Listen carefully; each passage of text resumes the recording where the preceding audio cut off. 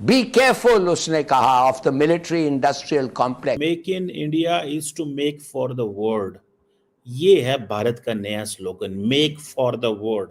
France और India के बीच एक बड़ी डील या बड़ी परचेज कुछ ही दिनों में आपको नजर आएगी। एक्सपो में स्वदेशी रॉकेट लॉन्चर पिनाका का डंका बज रहा है। दावा किया गया कि कई देशों ने इसकी बड़ी खेप खरीदने का ऑर्डर दिया है। It has been ordered by Armenia. Armenia पहले ही इनका ऑर्डर दे चुका है, तो आर्मेनिया और कुछ और कंट्रीज इनका पहले ही ऑर्डर दे चुके हैं, जिसका मतलब है ये उनकी एक कामयाब मेक इन इंडिया प्रोडक्ट है। इंडिया जितना भी असलाहा बनाए, इंशाल्लाह हमारे पास ईमान है, कलमा है, इंशाल्लाह हमारे अंदर जहाद का जज्बा है।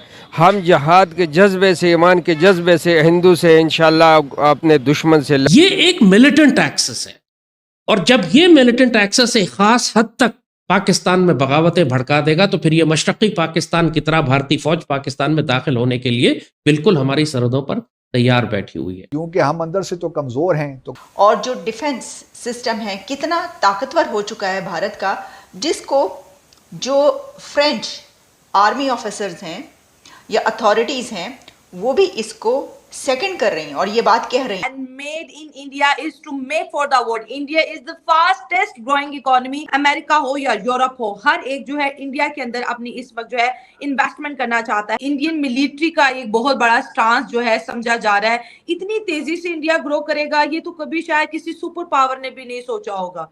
ये कहना कि दुनिया ये सोच नहीं सकती थी कि भारत डेवलप करेगा, ये उन लोगों के ऊपर मुझे बहुत अफसोस होता है जो भारत को समझते नहीं है। दुनिया की पहली सिविलाइजेशन जो रिचेस्ट रही है वो भारत का है। सोने की चिड़िया आप भी थी भाई, उस समय आप भी हमारा ही पार्ट थी, ठीक है ना। ये बात अलग है कि जब से आप हमसे अलग हुई हैं, आप सोने की चिड़िया छोड़िए, आप जंग लगी स्टील की भी चिड़िया नहीं बची हैं, बिकॉज ऑफ द जो भी आप कह ले रीजंस आप जानते हैं हमसे ज्यादा। तो ये कहना कि भारत को कोई सोच नहीं सकता था, ये ठीक नहीं है। पिछले 2000 साल का आप हिस्ट्री देख ले, विलियम डैरिम्पल साहब की किताब आई है कि लास्ट 5000 साल में तक इंडिया ने वर्ल्ड को डोमिनेट किया through it's theoretical teaching, scientific advancement. और विलियम डैरिम्पल काफी रिस्पेक्टेड हिस्टोरियन है बाय द वे। पहले वो लेफ्ट लीनिंग थे, आजकल देयर इज सम चेंज जो उन्होंने इंडियन हिस्ट्री के बारे में लिखा है। हो सकेगा तो एक आप प्रोग्राम जरूर कीजिएगा और विलियम डैरिम्पल साहब के उस फाइंडिंग पे, जिसमें उन्होंने कहा कि पिछले हजारों साल तक इंडिया ने एशिया पे और वर्ल्ड पे राज किया था, भारतीय थॉट प्रोसेस ने राज किया था। समय वापस आ रहा है, ठीक है ना। हम सोने की चिड़िया थे, तो उसके बाद ये कहना कि लोगों को बड़ा हैरान हो रहा है कि ये कैसे अमीर हो रहे हैं, तो वो लोग थे जो झूठ फैला रहे थे, जिन्होंने प्रोपेगेंडा का सहारा लिया, जिन्होंने हमें मैथोलॉजी कहा अपने आप को सच प्रूफ करने के लिए। तो ये it's egg on their face, because आप नेचर से नहीं लड़ सकते। आप मैं शैला जी को गिराने के लिए कॉन्स्पिरेसी करके उनको 4 दिन परेशान तो कर सकता हूं, बट यदि सत्य उनके साथ है तो अंत में शैला जी ही विजयी होंगी, उनको कोई हरा नहीं सकता। भारत सत्य के साथ था, भारत का मोटो है, भारत की फिलॉसफी है सत्यमेव जयते, सत्य की ही केवल जीत होती है, बाकी। इस वक्त एक बड़ी खबर हमारे सामने ये है कि फ्रांस और इंडिया के बीच एक बड़ी डील या बड़ी परचेज कुछ ही दिनों में आपको नज़र आएगी, क्योंकि एक फ्रेंच ब्रिगेडियर की तरफ से ये कहा गया है कि फ्रांस इस वक्त ये इवैल्यूएट कर रहा है कि इंडिया का Pinaka rocket launcher barrel system उसको ख़रीदा जाए, उसको परचेज़ किया जाए। अब इसकी डिटेल्स हम आपके सामने रखते हैं। ये बात याद रखिएगा कि ये बड़ी खबर इसलिए है क्योंकि मेक इन इंडिया को ये बूस्ट दे रही है। मैं इसके तमाम एंगल्स आपके सामने रखती हूँ। ऐसा नहीं है कि इससे पहले फ्रांस ने इंडिया से कभी कुछ नहीं ख़रीदा या इंडिया ने इससे पहले क्या कभी कुछ नहीं बनाया, लेकिन ये सब अपनी जगह पर है। अभी तो फ्रांस और इंडिया के बीच स्कॉर्पियन सबमरीन और राफेल जेट्स, इनकी खबरें हम आप तक पहुंचाते रहे। अभी तो वो जो परचेज, वो जो डील्स हैं वही चल रही थी, लेकिन इसी के बीच ये बड़ी खबर आई है। तो फिर हमने कहा कि ज़रा इसको भी एनालाइज करते हैं कि ये कैसे ये बताती है कि इंडिया के जो एक सिस्टम मेक इन इंडिया है और जो डिफेंस सिस्टम है कितना ताकतवर हो चुका है भारत का, जिसको जो फ्रेंच आर्मी ऑफिसर्स हैं या अथॉरिटीज़ हैं वो भी इसको सेकंड कर रही हैं और ये बात कह रही हैं। अच्छा, अब सबसे पहले तो आपकी इसको डिटेल बताते हैं कि ये है क्या। जैसा कि मैंने आपको बताया कि French army's brigadier general Stephane on a visit to India, वो इंडिया का विजिट कर रहे हैं और इस दौरान उन्होंने ये कहा, we are evaluating Pinaka because we need a system like that and evaluating this among the other systems of the highest countries. This is much more than a business partnership. India and France are strategic partners. उनकी जो partnership है, strategic partnership और defence partnership, उसको आप जानते हैं। खैर, जब हम ये बात करते हैं तो दुनिया का वो कौन सा कंट्री है जिसकी इंडिया के साथ स्ट्रेटेजिक पार्टनरशिप या डिफेंस पार्टनरशिप ना हो या ट्रेड पार्टनरशिप ना हो? पाकिस्तान के अलावा तो मुझे लगता है कि दुनिया के हर कंट्री में के ही रिलेशंस, ये सब पार्टनरशिप्स इंडिया के साथ चलती रहती हैं। पूरी दुनिया में 2-4 कंट्रीज ऐसे होंगे।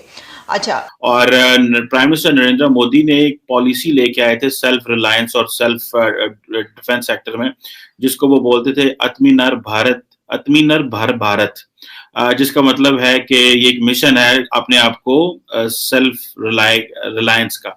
और इंडिया जो है वो कह रहा है कि हम रिलायबल सिक्योरिटी पार्टनर के तौर पे आएंगे। अब ये जो टर्म है दोस्तों, रिलायबल सिक्योरिटी पार्टनर, ये बहुत बड़ी टर्म है अगर इसको देखा जाए। उसकी वजह ये है कि जो अमेरिकन हैं वो जैसे फॉर एग्जांपल जापान को या साउथ कोरिया को प्रॉपर सिक्योरिटी दे रहे हैं, नेगेटिव सिक्योरिटी एश्योरेंसेस भी दे रहे हैं कि भाई अगर पॉजिटिव सिक्योरिटी एश्योरेंसेस भी हैं कि न्यूक्लियर के अगेंस्ट भी अगर हमला हो तो शायद हम जो है वो they will stand with the Japanese and the south Koreans. But क्या इंडिया वाकई चाइना के मुकाबले में इस तरह इंडो पैसिफिक रीजन में जो है वो अपने आप को ऑल्टरनेट प्लेयर एस्टैब्लिश कर सकता है?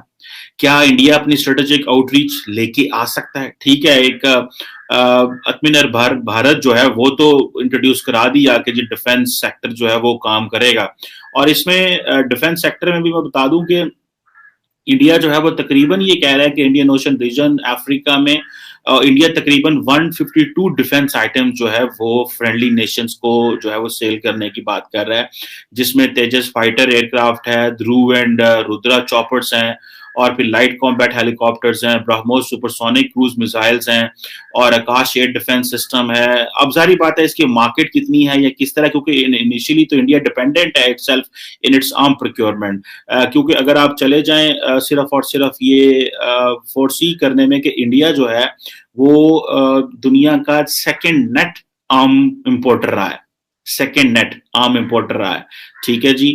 और बड़े पैमाने पे इंडिया ने, लेकिन इंडिया अब जो है वो तकरीबन रिसेंटली मैंने अपनी कुछ पिछली वीडियोस में आपको बताया था कि इंडिया ने बड़े पैमाने पे पैसा जो रखा है वो डिफेंस सिस्टम को प्रोक्योर करने के लिए रखा है। तकरीबन 70,000 करोड़ जो है वो रखा है इन्होंने, जिसमें आप ये समझ लें कि ये बहुत बड़ी पैसा है। और दूसरा ये है कि ग्लोबल इंडिया जो है wanted be part of the global manufacturing जो डिफेंस इक्विपमेंट की है उसमें भी। और दूसरा ये कि एफडीआई के हवाले से भी वो कह रहे हैं कि जी आप ठीक है हमारे पास फॉरेन डायरेक्ट इन्वेस्टमेंट करें। और जिस तरह अगर आपको पता है कि S-400 हैं या और इन्होंने डील्स वगैरह तो की हैं, लेकिन क्या क्वेश्चन ये रह जाता है कि क्या इंडियन ओशन रीजन में अगर आप देखें, इस पूरे रीजन में आप देखें, क्योंकि ये बहुत बड़ा रीजन है आप और दूसरी बात जैसे मैंने पहले भी कुछ वीडियोस में जिक्र किया कि इंडिया जो है वो बात कर रहा है मिलिट्री बेसिस की बात कर रहा है, ठीक है। और जैसे अगर 152 जो प्रोडक्ट्स जो बेच रहे हैं, फिर ये जो साहब हैं जिनका हमने आपको बताया कि जो कि आर्मी ऑफिसर हैं फ्रांस के, उन्होंने कहा the two countries are already sharing equipment like Rafale fighter jets and Scorpion submarines. For us, the industry of Indian defense is very effective. We are looking at the capacities offered by India as much as we are looking at the capacities of the highest countries providing equipment.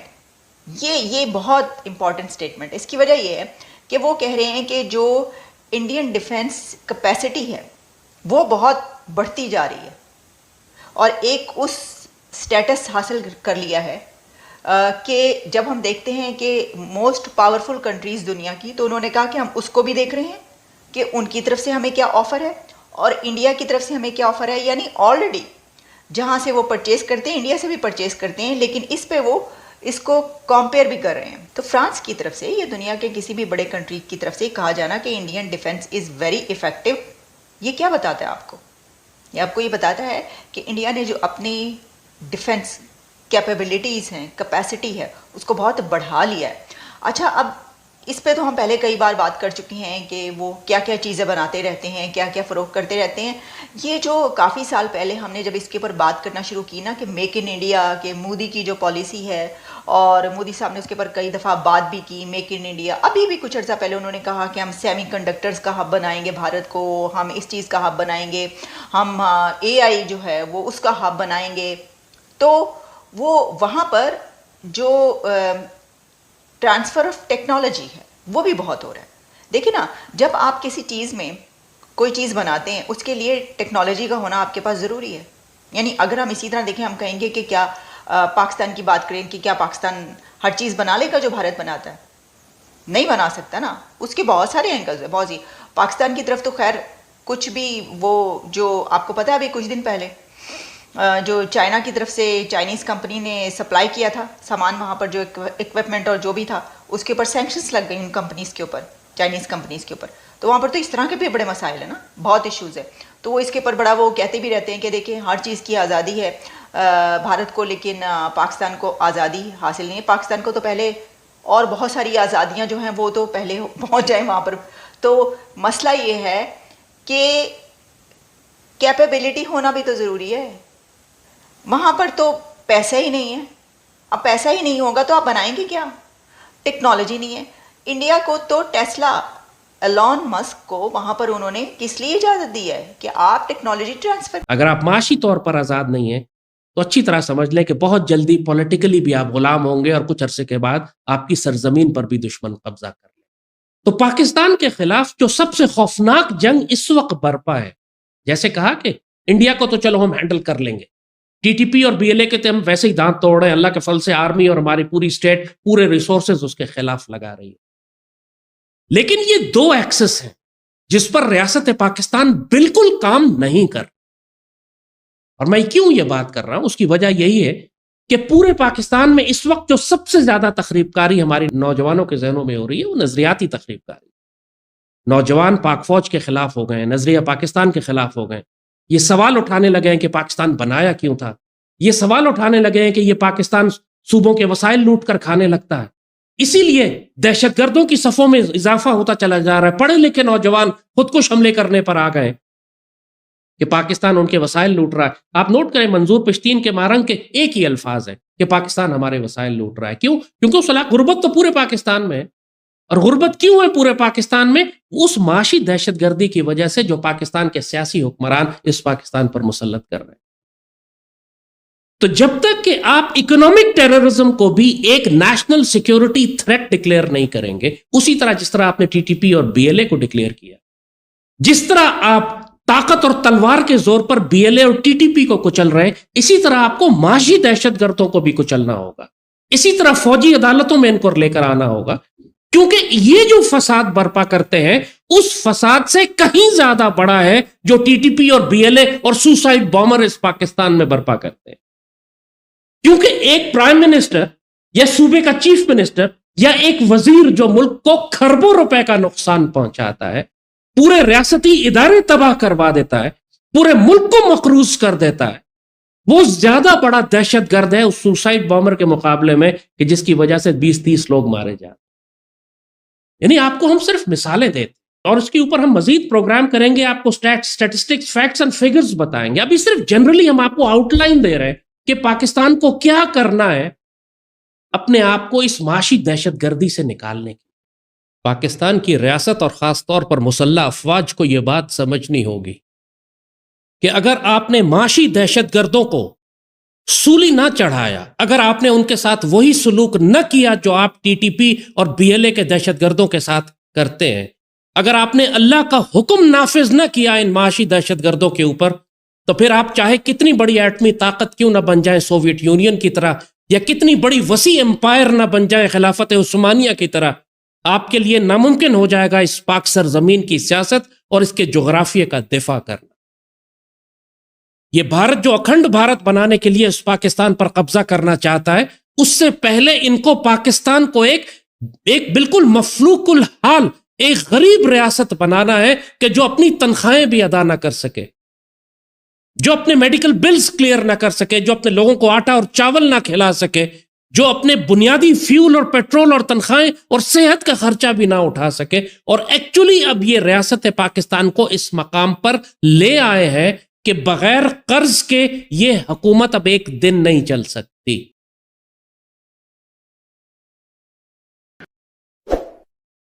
इस कदर खौफनाक सूरत हाल है माशी दहशतगर्दी के नतीजे में कि अगर पाकिस्तान की रियासत ने इस वक्त माशी दहशतगर्दी के खिलाफ ऐलान जंग नहीं किया और वॉर फुटिंग्स पर इन दहशतगर्दों को एलिमिनेट न किया, और जो ये लूटी हुई दौलत ले चुके हैं रियासत पाकिस्तान से उसको वापस नहीं निकाला, फिर अल्लाह ना करे हमारे अंजाम भी सोवियत यूनियन या खिलाफत उस्मानिया या मुगल एम्पायर जैसा हो जाएगा।